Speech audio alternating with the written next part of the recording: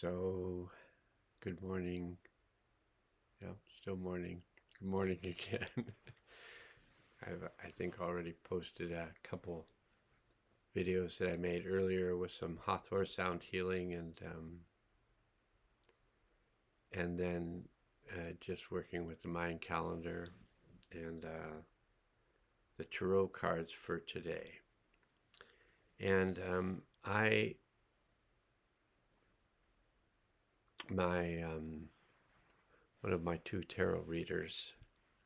There's three of us in the house that read the tarot for each other whenever we feel like the need to have some sort of symbol or thought to grasp, to work with the current energies. So the question that I asked was, how can I best work with the world chaos that I feel in myself? And what I got was that it was important to ground the disturbance, the feeling of disturbance, to not hold on to it, and to have compassion for those disturbed. Because if there's a feeling of disturbance, it's coming out of humans who feel disturbed, or animals that feel disturbed, or plants that feel disturbed. And I would say it's possibly the earth feels disturbed. But I don't think that the earth feels disturbed to itself. I think the earth, when I really tune into the earth feels like it's working with these changes just perfectly. In its center, we have the being Abrahamanad, who in 1997 took on the responsibility of being the new soul of the earth. And Abrahamanad was invited in by Sanat Kumara, who is one of the overseers and possibly the overseer of this earth in this area.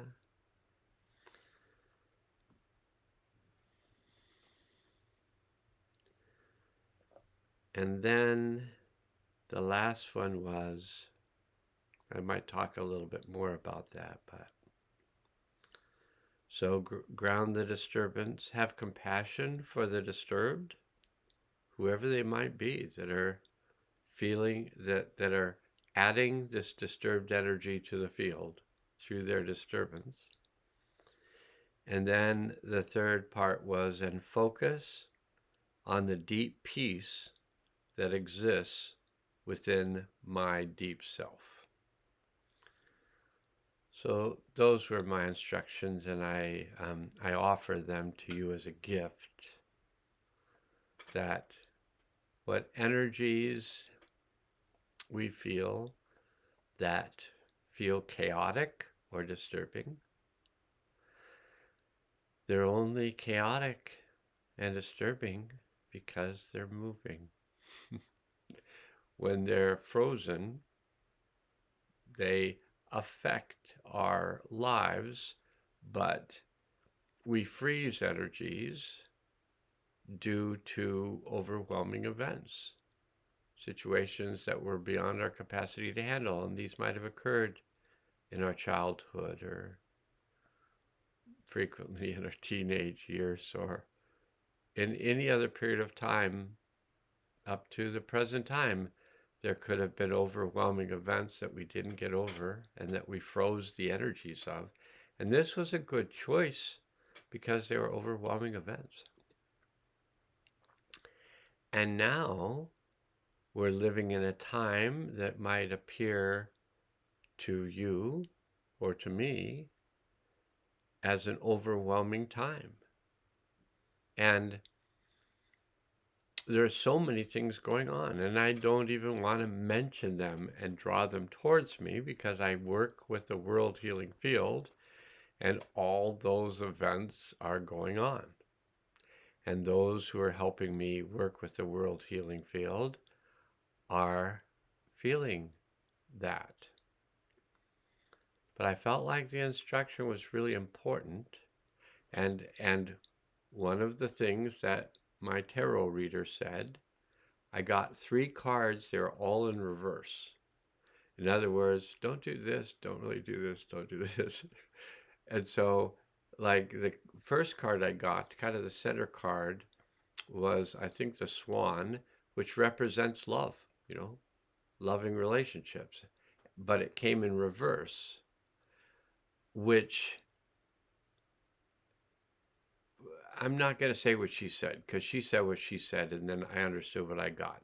So what it said to me is it might be useful for me to let go of attached loving.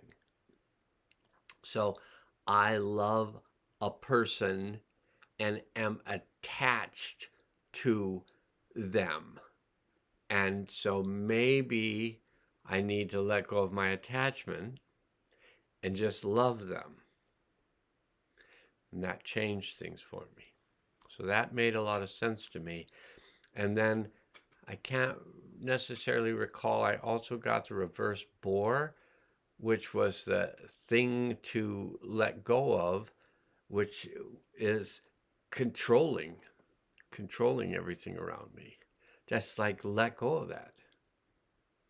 Let go of it as a habit, let go of it as a pattern, and come into a place of trust that I am part of a larger outworking, and I'm in a better place and more connected to that outworking when I trust. And when I trust, I don't need to control. So let go of the need to control. Not that I have it that strong. And the third one had to do with the loyalty of a dog. And it was reversed. And it was asking me to take a look at, what am I maintaining a loyalty to that I need to release? That I need to let go of being loyal to things, even if I've been loyal to them for a long time, that are not necessarily functional behaviors. So in the dream world last night, I hope you had a good night's sleep, but no one in my house had a good night's sleep last night because the energies were just so chaotic. And no, we didn't have a hurricane touch down in our locale. But we're all energetically aware people here, and we felt that and the many other things that are going on the planet right now that are coming into the field. And the thing that's good to know is, if you are feeling feelings about these things that are going on, weather changes and people's homes being destroyed by various means, and you get lost in disturbance, that's what's going into the field. And this is not to feel bad about yourself. We've been trained to do that, and we can stop feeling bad about feeling bad about. Just piling the feel bad about, if there isn't enough chaos and guilt and shame and worry and consternation and all these words, it's a choice to participate in it. It's a choice to feel compassion. It's a choice. Just go, whoa, I really feel a lot of compassion for these people who are going through these difficult times. And you feel it. And I really feel sadness about fathers and mothers and children possibly dying in the various events. And there are fathers and mothers and children that are dying all the time, every day. And we can feel sadness about that because it's our loss. Every time someone loses a father or a mother, a grandmother, grandfather, a child, grandchild, every time someone loses one of these precious, precious souls, there is pain of that loss. And we're an organism, and you're realizing this more and more all the time. We are an organism. We're not an individual. We are an individual within an organism.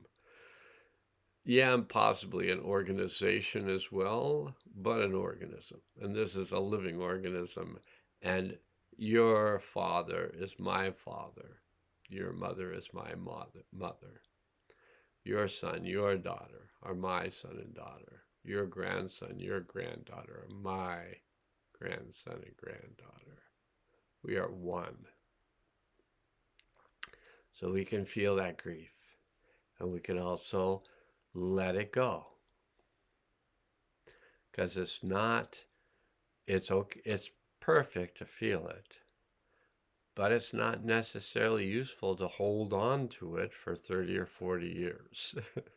I mean, if you feel like that's what you need to be doing, you can go ahead and do that. But I can feel it, and then I can release it. And each one of us will be very useful for us to get really good at noticing what we're feeling and then releasing it. And that's why I'm going to be doing more and more of sounds of healing, more and more of the release of anger, the release of grief, the release of fear. We need to do it. I need to do it. I may as well record it. I mean, you can notice if you're watching this video, and I think this is a third of the day, and sometimes when I make too many videos, people go, too many videos. And I understand. But the videos help me. They help me to organize my energetics. They help me to listen, to open up to this higher self, to open in to this deeper self, to feel connected to the highest self and the state of oneness, and feeling that relationship to all things, plants, animals, microorganisms, all humans, aliens, unidentified flying peoples, whoever they are, they're part of this world. And it's a big world from my perspective. So, maybe kind of to finish up, you might want to state out loud, I ground myself to the, no, I'm going to start again. I connect to my deep self. And I just feel that connection. And you may find yourself, the deep self, from my perspective, lives in the pranic tube, the central tube that comes from the crown chakra, goes out through the perineum, runs in the central core of the body as an energy tube, and our deep self exists within that. So when we state, I connect to my deep self, it takes us inside the center of our self, which is at the center of our body that we live in, but are not that. And the more we connect with our deep self, the more we're aware of our deep self's connection to the higher self, the highest self, and the oneness. of the universe. It's all connected. And the more we can trust that, the better we will be able to handle the experiences that are showing up for us. So it's not like projecting forward, like, oh, although there can be that. There can be a sense of there's some work to do coming up. There's some work to do right now that will leave us prepared for the work there is to do coming up. And the work that we have to do is to let go of all those aspects of ourself that are not serving anyone. So I connect to my deep self. I connect to my higher self. I connect to my highest self. I ground myself to the healing center of the earth. I open myself to the healing power of the One. I let go of anything not useful to me now. And for me, I choose to work with the Hathors, who assist in change through sound and vibration.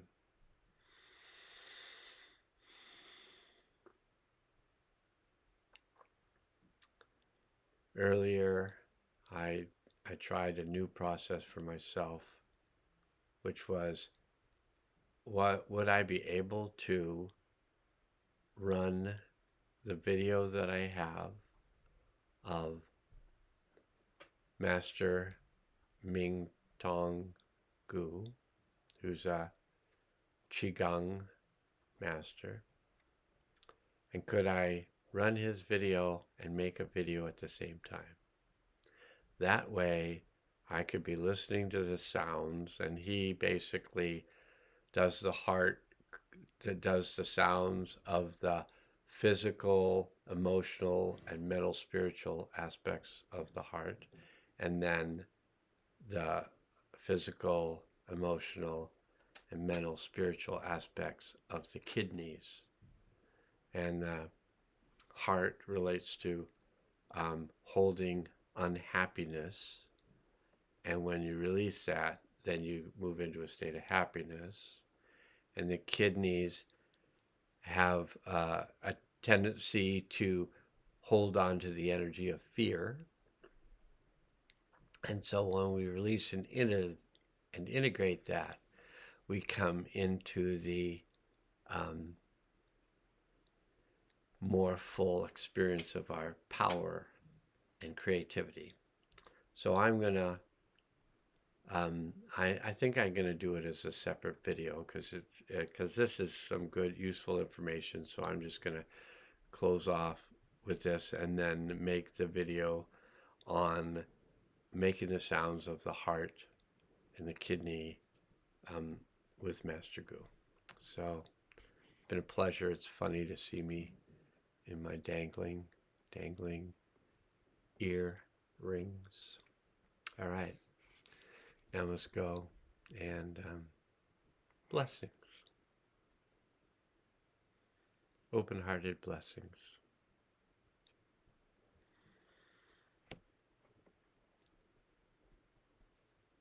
Appreciate you.